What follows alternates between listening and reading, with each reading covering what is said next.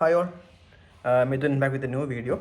In this video, I'm going to explain about the final account. You might have heard of final account, but if you look into FIDIC, you cannot see the word called final account. So just I'm going to explain about something about final account, like what is final account, when you're going to prepare final account, and what does it signify exactly, and what are the content usually it include, and what if it disputed, what are the next step, all those things. I'm going to touch base all those things actually. So final account basically, or if I link to FIDIC, I would say it's a statement at completion. So you issue a TOC. After issuing TOC, you have to prepare a final account, because by TOC, the contract is handing over to the client. So in that point of time, as a contractor, you have to submit the statement of all accounts that reflect the final amount. That is, I would say, if you ask me definition, that would be like my definition. Like the final account will signify the amount which is total amount of a contract between employer and a contractor. So by getting taking our certificate, the liability of the work, or the contract is handing over the employer. So at that moment, what is total amount of money incurred till date, or total amount of cost of the contract will reflect the final account. So it usually, if you connect with the FIDIC, it defines statement at completion. If you look into clause number 14.10, you can see statement at completion. So FIDIC says when to submit the statement at completion or final account.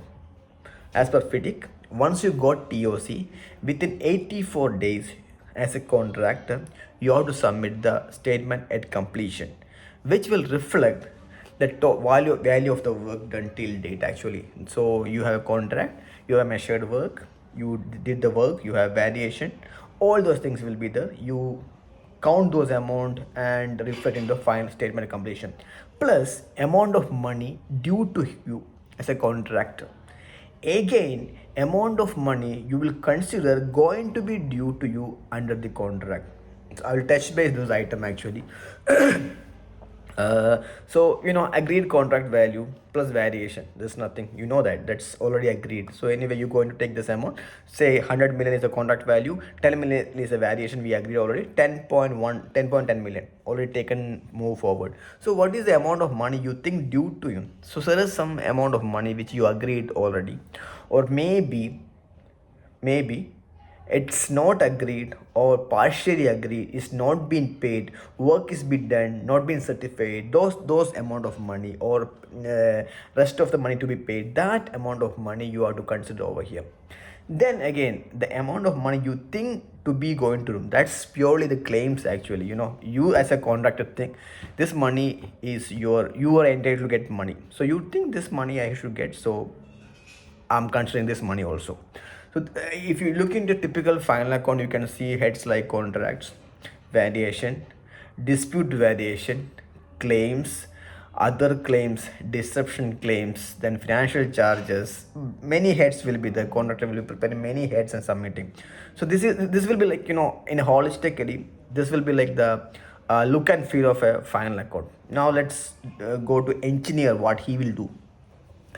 Soon you issue a TOC, an engineer issue a TOC. The engineer, as a consultant or a cost consultant, will be preparing a final account, because he should be ready with the amount. When contractor shoots something on you, he should be ready to shoot back the other money. So what he do, he will basically he will prepare a proper final account. Like he will show this is the amount of money which as per contract, this is agreed variation, this is dispute variation, which is not agreed, will put in agreed, this is the claims as per his assessment. Okay, be very clear.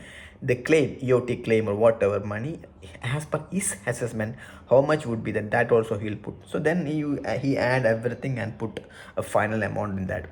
So in this pertain, if you look into when you as a consultant, if you look into, he will be purely looking into the figure in an administrative or the contractual point of view. So he would say this variation is, yes, it has an entitlement, so this can be paid, or you paid already. Then there will be some variation which contractor will take they might have did already, but there will be some missing of documents, or maybe they forgot to put some substantiation. There will be many, because as time to time employer will be issuing a notice, or maybe for a verbal issue, but which is not taken forward. So that heads which does not have a proper contractual entitlement, he will put it separately, because the engineer, as a due delegate, he will put that amount as a dispute item, because employer and contractor can mutually agree those figures. But for him, it's not entitled variation or something which he cannot agree to pay.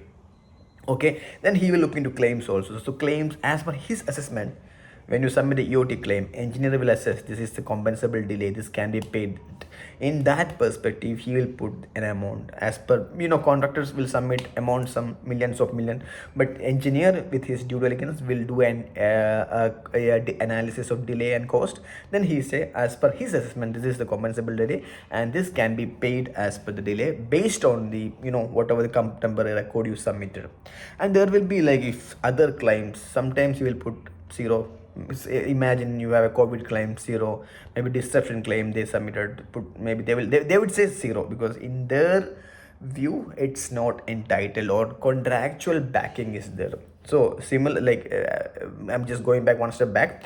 So as TOC is received, contractor will prepare everything. He's a dispute. Yes, I did the work, I need to get paid. EOT, I need 10 million. Or claims, I need 10 million. Deception, I need 10 million. Financial charges, I need 10 million. Whatever is there, he will put. Similarly, engineer also, prepares almost similar.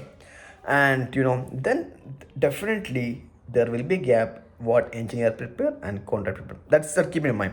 So basically, this is the essence of final account. Now, as a contractor, employer, engineer, together as a cross function, your aim to reach a figure, or close out figure.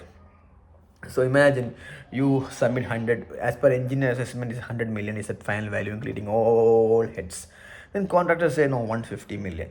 Okay, so sometimes engineer issue, this is the amount, my assessment amount as per what 14.10. Contractor will submit the statement of completion, engineer will issue a payment certificate as per 14.6 something, which is his assessment. So they will definitely won't agree, or sometimes they won't agree good enough.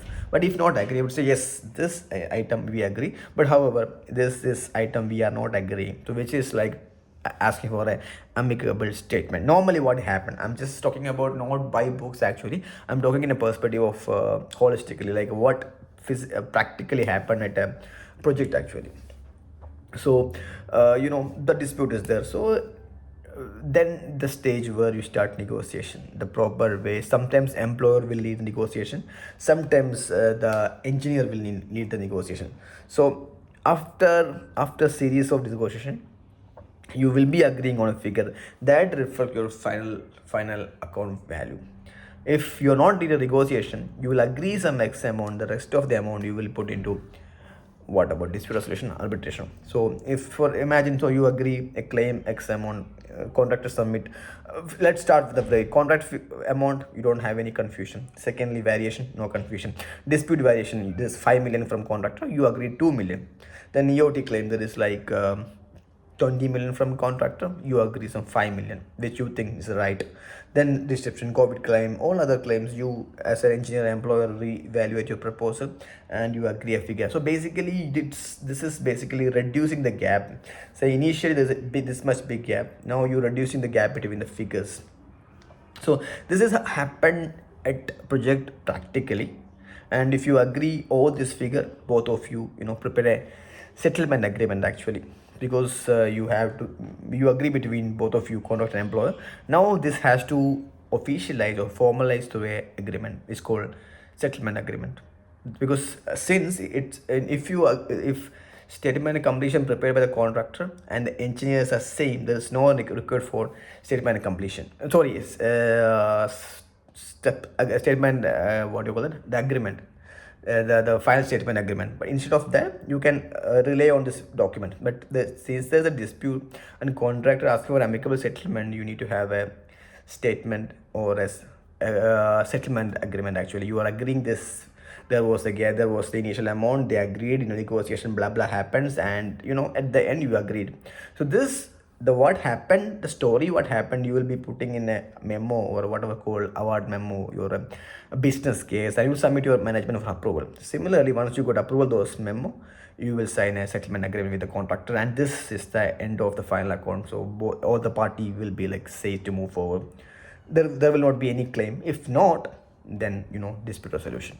Hope you guys are clear with the statement at completion, like or final account holistically and comprehensively also, because I just give some heads from the practically what happening also. If you have any doubts, you can put in the chat box. Yeah, thank you very much. I will be doing many more videos on this topic, because it's very important as a quantity service. So I'll be touch basing statement completion, final statement, every item, upcoming videos. Thank you.